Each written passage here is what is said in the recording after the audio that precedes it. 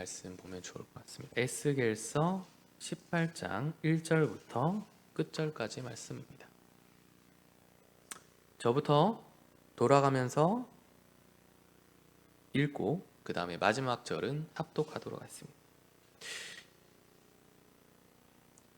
또 여호와의 말씀이 내게 임하여 이르시되 너희가 이스라엘 땅에 관한 속담에 이르기를 아버지가 신 포도를 먹었으므로 그의 아들의 이가 시다고 함이 어쩌리요. 주 여호와의 말씀이니라. 내가 나의 삶을 두고 맹세하노니 너희가 이스라엘 가운데서 다시는 이 속담을 쓰지 못하게 되리라. 모든 영혼이 다 내게 속한지라. 아버지의 영혼이 내게 속함같이 그의 아들의 영혼도 내게 속하였나니 범죄하는 그 영혼은 죽으리라. 사람이 만일 의로워서 정의와 공의를 따라 행하며 산 위에서 재물을 먹지 아니하며 이스라엘 족속의 우상에게 눈을 들지 아니하며 이웃의 아내를 더럽히지 아니하며 월경 중에 있는 여인을 가까이하지 아니하며 사람을 학대하지 아니하며 빚진 자의 저당물을 돌려주며 강탈하지 아니하며 줄인 자에게 음식물을 주며 벗은 자에게 옷을 입히며 별일을 위하여 꼬지 주지 아니하며 이자를 받지 아니하며 스스로 손을 금하여 죄를 짓지 아니하며 사람과 사람 사이에 진실하게 판단하며 내 율례를 따르며 내 규례를 지켜 진실하게 행할진대 그는 의인이니 반드시 살리라. 주 여호와의 말씀이니라. 가령 그가 아들을 낳았다 하자 그 아들이 모든 선은 하나도 행하지 아니하고 이 죄악 중에 하나를 강포하거나 산 위에서 재물을 먹거나 이웃의 아내를 더럽히거나 가난하고 궁핍한 자를 학대하거나 강탈하거나 빚진 자의 저당물을 돌려주지 아니하거나 우상에게 눈을 들거나 가증한 일을 행하거나 별일을 위하여 꾸어주거나 이자를 받거나 할진대 그가 살겠느냐? 결코 살지 못하리니 이 모든 가증한 일을 행하였은즉 반드시 죽을지라. 자기의 피가 자기에게로 돌아가리라. 또 가령 그가 아들을 낳았다 하자 그 아들이 그 아버지가 행한 모든 죄를 보고 두려워하여 그대로 행하지 아니하고 산 위에서 재물을 먹지도 아니하며 이스라엘 족속의 우상에게 눈을 들지도 아니하며 이웃의 아내를 더럽히지도 아니하며 사람을 학대하지도 아니하며 저당을 납지도 아니하며 강탈하지도 아니하고 줄인 자에게 음식물을 주며 벗은 자에게 옷을 입히며 손을 금하여 가난한 자를 압제하지 아니하며 별리나 이자를 받지 아니하여 내 규례를 지키며 내 율례를 행할진대 이 사람은 그의 아버지의 죄악으로 죽지 아니하고 반드시 살겠고 그의 아버지는 심히 포악하여 그 동족을 강탈하고 백성들 중에서 선을 행하지 아니하였으므로 그는 그의 죄악으로 죽으리라. 그런데 너희는 이르기를 아들이 어찌 아버지의 죄를 담당하지 아니하겠느냐 하는도다. 아들이 정의와 공의를 행하며 내 모든 율례를 지켜 행하였으면 그는 반드시 살려니와 범죄하는 그 영혼은 죽을지라. 아들은 아버지의 죄악을 담당하지 아니할 것이요 아버지는 아들의 죄악을 담당하지 아니하리니 의인의 공의도 자기에게로 돌아가고 악인의 악도 자기에게로 돌아가니라. 그러나 악인이 만일 그가 행한 모든 죄에서 돌이켜 떠나 내 모든 율례를 지키고 정의와 공의를 행하면 반드시 살고 죽지 아니할 것이라. 그 범죄한 것이 하나도 기억되지 그가 행한 공의로 살리라.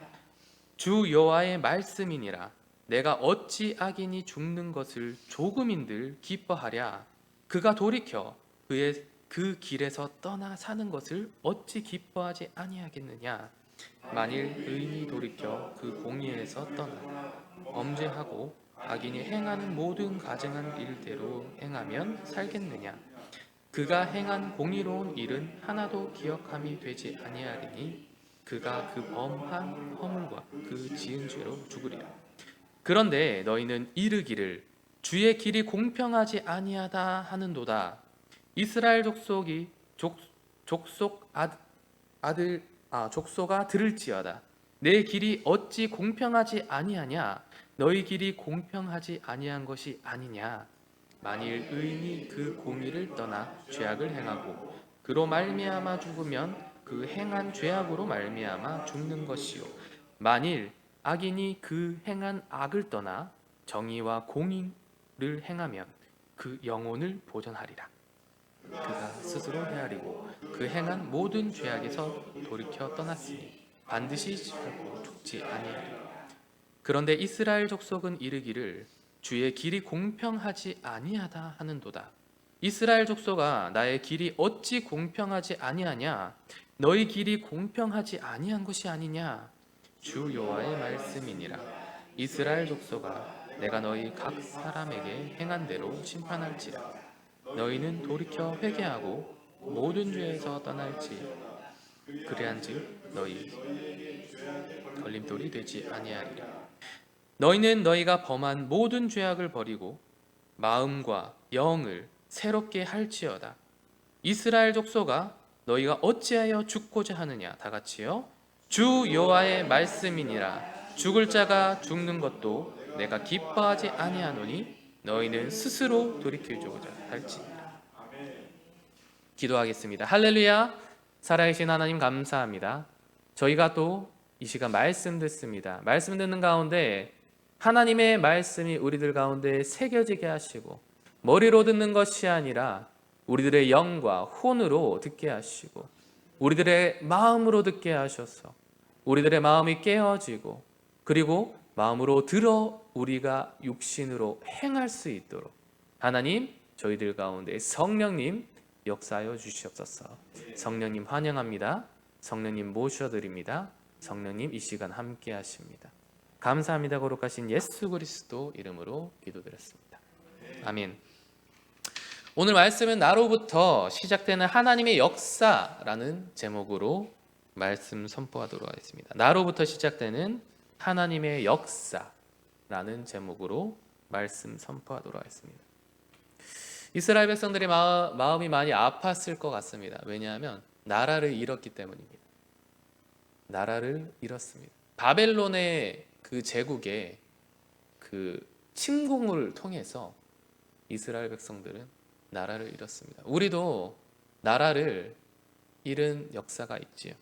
일본에게 우리나라를 빼앗기고, 그리고 북한이 쳐들어옴을 통해서 우리가 많은 동족끼리, 형제끼리 싸우고 죽이는 그런 아픔을 겪었습니다. 이스라엘 백성들은 어땠을까요? 그들은 심지어 끌려갔습니다. 끌려가서 자신의 나라를 지키지 못하고 이스라엘 백성은 바벨론 제국의 포로로 끌려갔습니다. 에스겔도 마찬가지로 바벨론 제국의 그의 왕과 함께 포로로 끌려가게 되었습니다. 얼마나 마음이 아팠을까요? 우리 17장까지 우리는 그 왕들의 잘못에 대해서 보았습니다. 두 독수리가 있었지요. 두 독수리는 뭘 뜻했었나요? 바벨론. 좋아요. 멋집니다. 바벨론과 또 어디였죠? 애굽이었죠. 두 독수리는 바벨론과 그리고 애굽이었습니다. 하나님은 바벨론에게 항복하라라고 얘기했습니다. 왜냐하면 그 이스라엘의 죄악이 너무 심했기 때문입니다.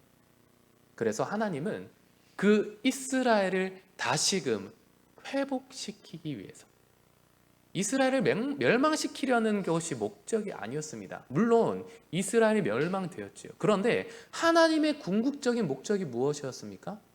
이스라엘을 회복시키려고. 바벨론을 의지하고 바벨론에게 두 손 들고 나아가면 너희가 살 것이다 라고 이야기했습니다. 그런데 이스라엘이 어떻게 했습니까? 이스라엘 왕들은 여호와 김 왕과 그리고 그의 아들 여호와의 긴 왕은 애굽을 의지했습니다.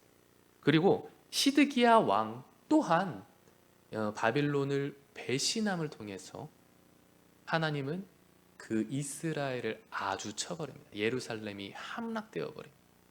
폐허가 되어 버립니다. 이 왕들의 잘못, 17장은 왕들의 잘못을 이야기를 하고 있습니다. 그런데 여러분, 왕들만의 잘못일까요? 백성들은 그렇게 생각했을 수 있습니다. 야, 지도자들 왜 이렇게 잘못했지? 지도자들이 잘못해서 그래. 그리고 우리 조상들이 잘못했기 때문에 그래. 그런 생각을 하지 않았을까요? 에스겔도 마찬가지로 포로로 끌려갔었는데 포로로 끌려간 많은 이스라엘 백성들도 자신들의 잘못은 생각하지 않았습니다. 왕들의 잘못, 그리고 그 조상들의 잘못을 생각했습니다. 1절에서 4절 말씀 중에 2절 말씀이 그에 해당합니다. 너희가 이스라엘 땅에 과단 속담에 이르기를. 이스라엘의 속담이 이런 속담이 있었다고 합니다. 아버지가 신포도주를 먹었으므로 그의 아들의 이가 시다함은 어찌 됨이니까. 그러니까 신포도주를 아빠가 먹었는데 아들이 시다고 하는 게 말이 될까요? 조금 더 쉽게 설명드려서 아버지가 덜 익은 음식을 먹었어요. 그럼 아빠가 식중독에 걸려야 되잖아요. 그런데 아들이 식중독에 걸린다는 거예요. 말이 되나요? 말이 안 되죠. 그런데 이스라엘 백성들은 공공연하게 이런 얘기를 했다는 겁니다.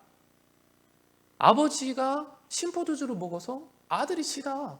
그래서 우리 조상들의 죄 때문에, 우리 조상들의 잘못 때문에 우리가 이런 피해를 보고 있어. 우리가 힘들고 있어. 바벨론에게 끌려가서도 그런 얘기를 하는 겁니다. 자신들의 죄는 깨닫지 못하고. 이스라엘 백성들도 많은 죄악들을 저질렀지 않았습니까?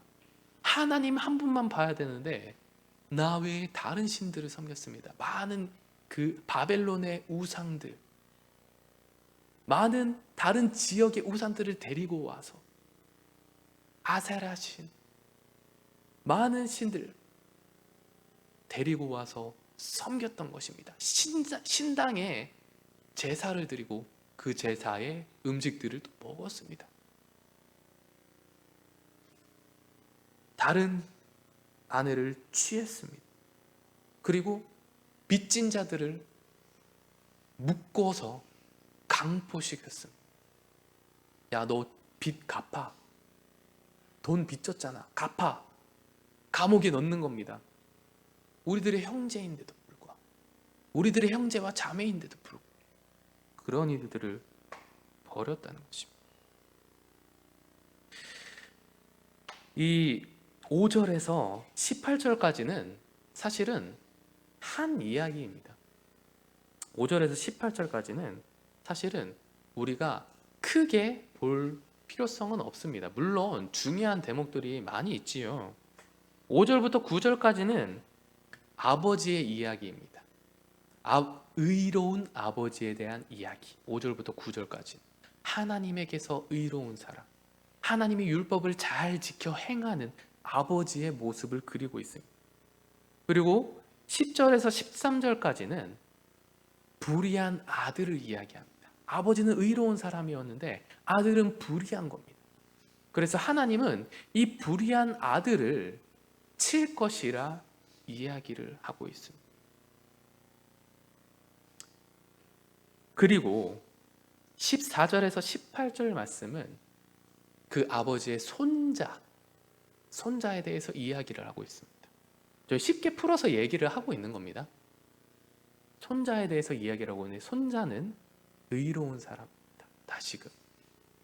그래서 불의한 아들이 있었는데 그 불의한 아들의 잘못이 손자에게까지 미쳐지지 않는다는 것입니다.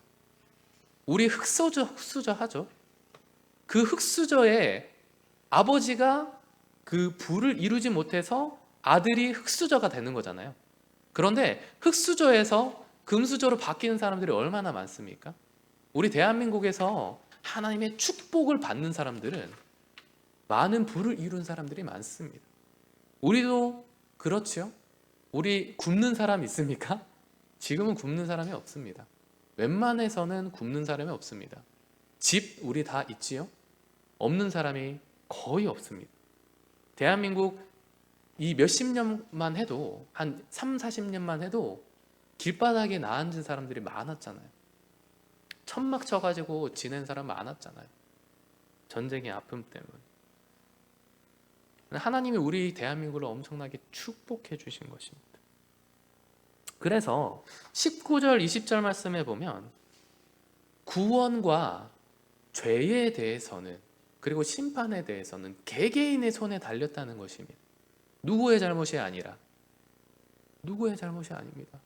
우리가 그리스도를 주로 시인하면서 구원에 대한 이야기를 다른 사람 때문에 우리가 구원받습니다라고 얘기하지 않지 않습니까?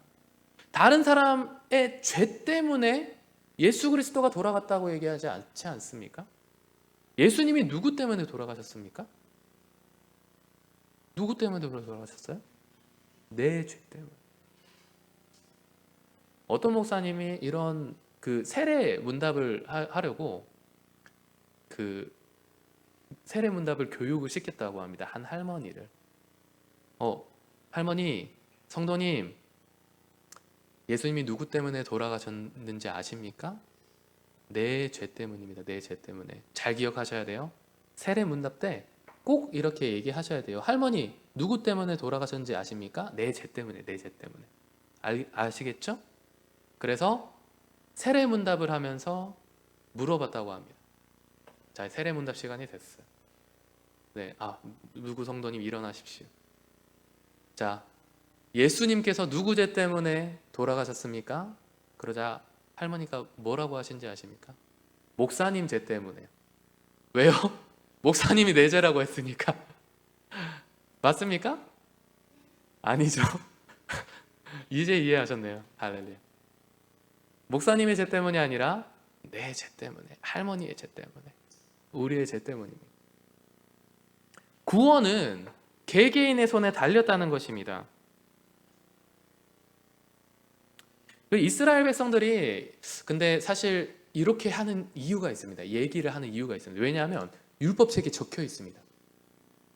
그 율법책에 조상의 잘못이 3, 4대까지 이른다라는 율법의 책이 있습니다.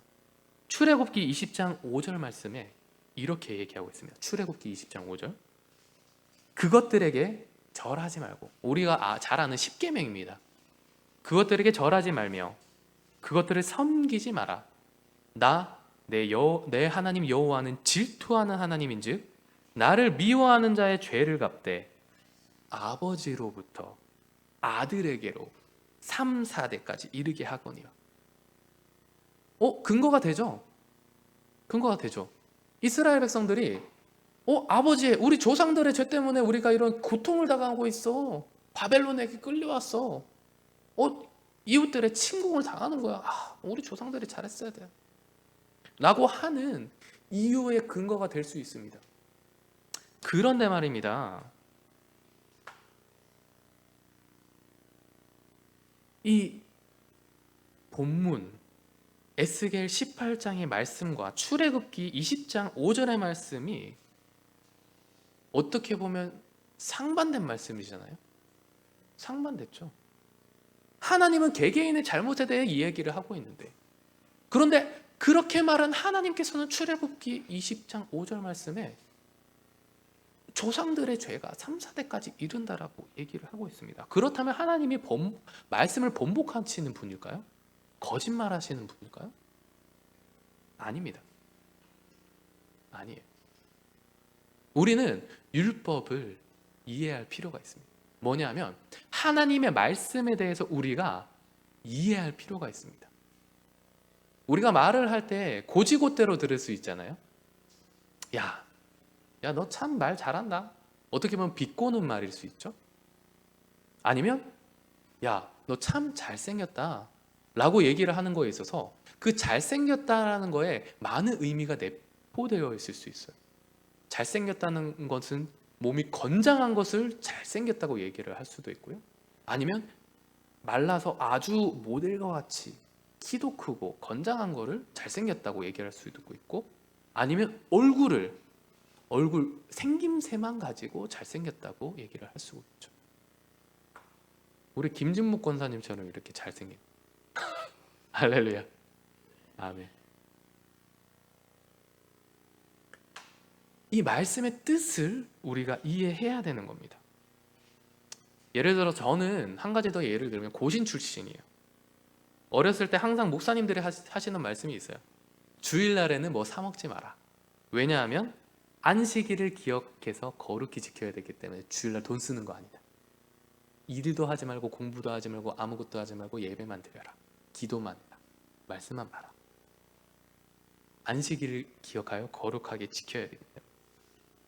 그것이 뭐 100% 잘못됐다고 생각되진 않습니다. 그러나 그만큼 이제 뭐 그것이 거룩하게 지키려고 하는 것이겠지만 안타까운 것은 안식일을 기억하여 거룩히 지키라는 말씀에 대한 깊은 하나님의 의미를 깨닫지 못했을 수 있을 것 같습니다. 그래서 이 바리새인들은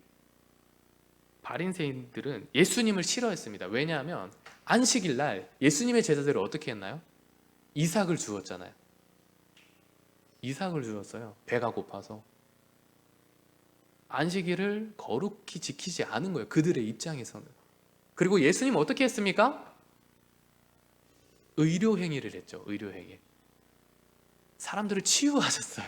안식일 날. 그들의 입장에서는 안식일을 거룩하게 지키지 않은 거예요.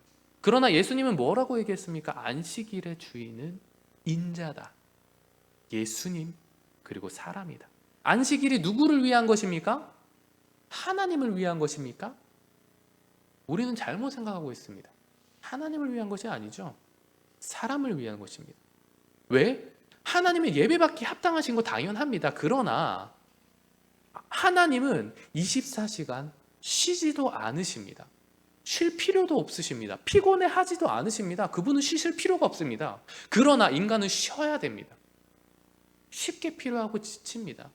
영적으로 충전하지 않으면 세상을 살아갈 수가 없습니다. 영이 죽어갑니다. 그렇기 때문에 우리가 안식을 기억하여 거룩히 지키고 우리들의 영과 육신을 회복하는 겁니다. 그래서 안식일이 필요한 것입니다. 마찬가지로 출애굽기 20장 5절의 말씀 또한 그 안에 내포된 의미는 이것입니다. 내 하나님 여호와는 질투하는 하나님인즉 나를 미워하는 자의 죄를 갚되 아버지로부터 아들에게로 3, 4대까지 이르게 하거니와. 하나님을 섬기지 않고 우상을 숭배를 했을 때 아버지부터 아들까지 내려가는데 그게 어떻게 내려가는지 얘기를 하고 있습니다. 어떻게 내려가냐면 아버지가 우상을 숭배하면 아들에게도 우상을 숭배하라고 권합니다. 아니면 강권합니다. 아닐 수도 있죠. 뭐 그냥 강권하지 않을 수도 있죠. 그런데 아들이 뭘 보고 자랍니까? 우상을 숭배하는 것을 보고 자랍니다. 무당 굿하는 것을 보고 자랍니다. 문제가 생기면 무당에게 찾아가는 것을 보고 인식합니다. 그리고 그것이 맞다고 생각합니다. 그렇게 저주가 내려가게 되는 것입니다. 그런데 그 아들이 다시 돌이켜서 하나님을 바라보면, 하나님을 섬기면 하나님은 그를 구원하신다는 겁니다. 할렐루야? 하나님의 구원의 역사는 그것입니다. 사탄들은 여러분 우리가 눈과 귀가 열려야 됩니다. 사탄들은 우리의 눈을 가립니다. 야, 넌 저주받을 거야. 넌 못할 거야. 너는 인생을 제대로 살아가지 못할 거야. 라는 것들이 우리 가운데 팽배하게 계속적으로 사탄들은 이야기를 하고 있습니다. 예수 그리스도의 이름으로 영적인 눈이 떠지시길 축복합니다. 나사렛 예수의 이름으로 예수품 성도님들과 이 자리에 오신 모든 성도님들의 영적인 눈들이 떠질지어다. 하나님은 선하십니다. 하나님은 선하십니다. 하나님은 저주의 하나님이 아닙니다. 하나님은 축복의 하나님입니다. 그런데 우리는 축복보다 저주를 먼저 생각합니다. 이스라엘 백성들이 이 말씀을 들었어야 됩니다. 출애굽기 20장 5절의 말씀은 저주의 말씀일 수 있습니다. 무서운 말씀일 수 있습니다. 그러나 이스라엘 백성들은 20장 6절의 말씀을 기억하지 못했습니다. 여러분, 20장 6절의 말씀을 보십시오. 나를 사랑하고 내 계명을 지키는 자에게는 천대까지 은혜를 베푸느니라. 하나님의 저주가 3, 4대까지 이르게 될 수도 있습니다. 그러나 하나님의 축복은 천대까지 이르는 것입니다. 이스라엘 백성들이 저주를 생각하고 하나님의 축복을 기억하지 못하였던 겁니다. 다윗 자손의 그 축복이 천대까지 이를 것입니다. 그래서 예수 그리스도가 다윗의 자손으로 태어날 수 있었던 것입니다. 사탄과 마귀들은 우리들 가운데 저주의 말을 되새기게 합니다. 사람들을 통해서, 여러 가지 말을 통해서, 여러 가지 사건들을 통해서 우리에게 저주의 말이 일어나게 합니다.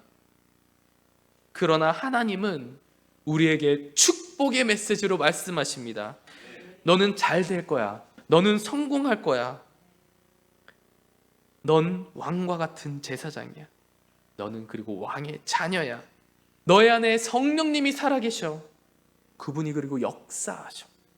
예수님이 십자가에서 이기셨던 것처럼 너도 이 조그마한 공간에서 이기는 것이 아니라 세상을 이길 것이다. 여러분, 우리는 세상을 이기는 자입니다. 세상을 이기는 자입니다. 이스라엘 백성들은 자신들의 조상의 잘못으로 인해서 자신들의 죄를 인정하지 않습니다. 그러나 하나님은 이야기를 합니다. 우리는 하나님의 자녀라는 것을. 동네 사람들이 그 자녀들을 보면 욕을 할 수 있습니다. 그리고 낙인을 찍어버립니다. 저 못된 사람의 자녀, 살인자의 자녀를 보고 저 살인자의 자식, 낙인을 찍습니다. 그러나 우리는 기억해야 됩니다. 우리는 범죄자로 낙인을 찍힌 것이 아니라, 범죄자의 자녀로 낙인을 찍힌 것이 아니라 하나님의 자녀로 낙인을 찍혔다는 것을 말입니다. 우리는 Son of God, 하나님의 아들, 천국의 자녀로 낙인을 찍힌 인생입니다. 할렐루야. 또한 때때로 우리는 고난의 순간이 있을 수 있습니다. 하나님의 자녀를 하더라도. 그러나 하나님은 이 고난의 순간을 축복의 길로 가기 위하여 우리를 일깨우십니다. 이스라엘 백성들도 광야에서 하나님과 깊은 교제의 시간을 가질 수 있었습니다. 다윗 또한 왕이 되기 전에 사울에게 쫓기며 뛰어난 왕의 성품을 가지게 되었습니다. 모세 또한 광야에서 40년 동안 양을 치며 순종과 온유의 사람이 되었습니다.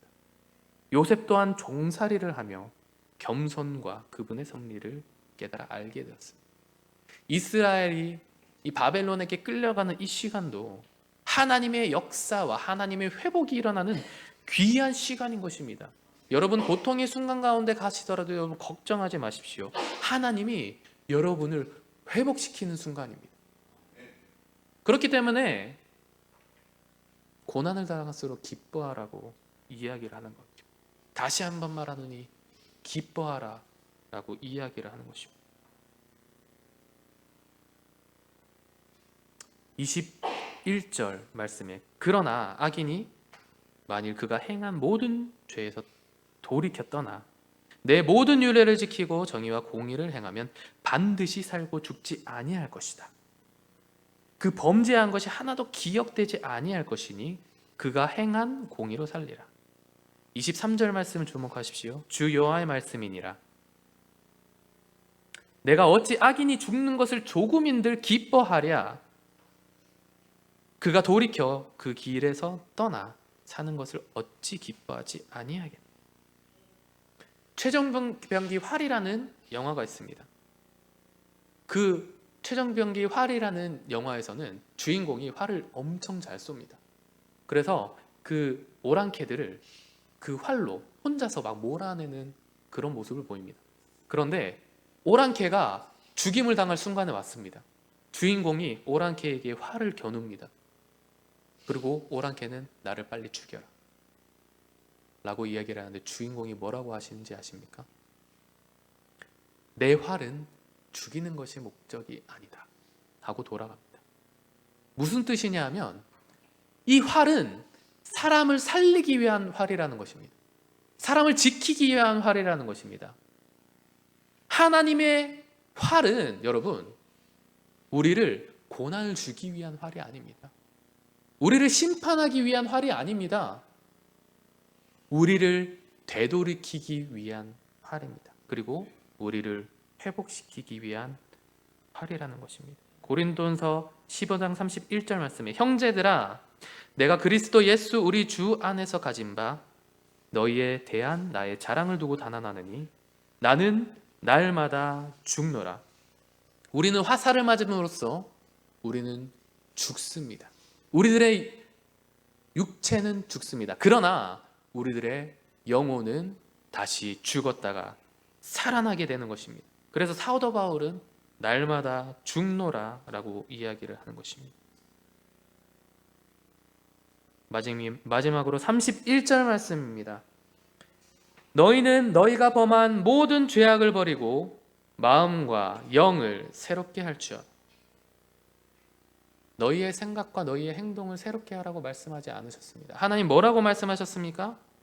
너희의 모든 죄악을 버리고 마음과 영을 새롭게 할지어다.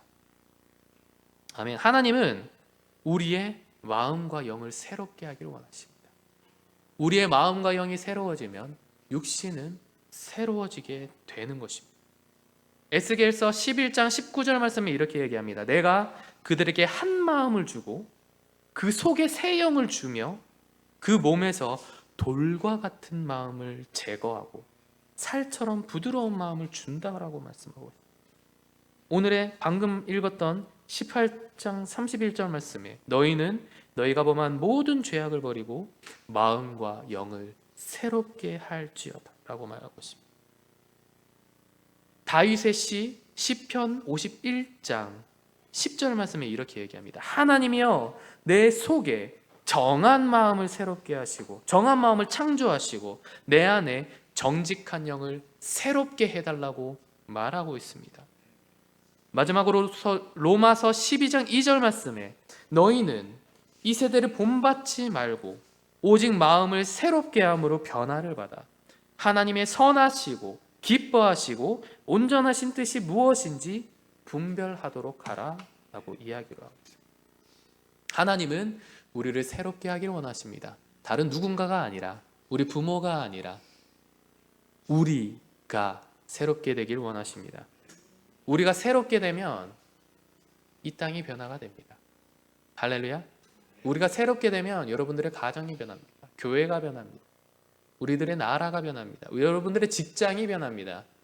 세계가 변하게 될 것입니다. 하나님은 우리를 그렇게 왕과 같은 제사장으로 하나님의 자녀로 세우셨습니다. 기도합시다.